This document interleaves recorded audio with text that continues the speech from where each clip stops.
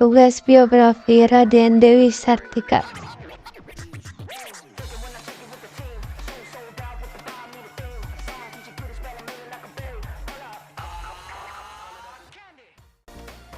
Raden Dewi Sartika dibabarkeun teh keluarga Sunda anu kakoncara. Nyaeta erangga sama negara jeung RA Raja Permati Cicalengka. Tanggal 4 Desember 1884. Dewi Sartika dibabarkeun teh keluarga bangsawan Sunda. Nya Raden Raja Permas jeung Raden Samanegara. Sanos kana adat zaman harita, kolotna keukeu ngasupkeun Dewi Sartika ka sakola Walanda.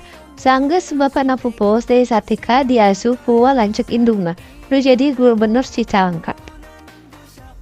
Sejarah pendidikan. Dewi Sartika kuliah di Cicalengka, di sakola anjeunna murid pintar.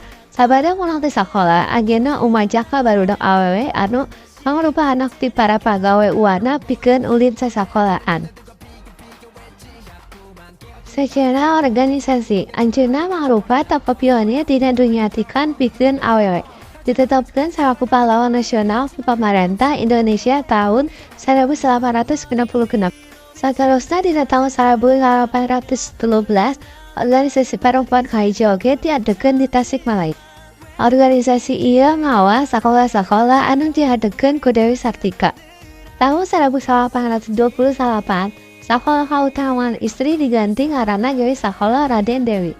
Saat ku pamarentah Hindia Walanda diwangun-wangunan anyar nu gede tur lengkap.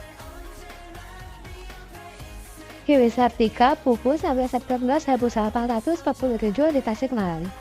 Sarta dimakamkeun kalawan kitu upacara pemakaman basajeun di pemakaman Cigagadon Desa Rahayu Kecamatan Cinea.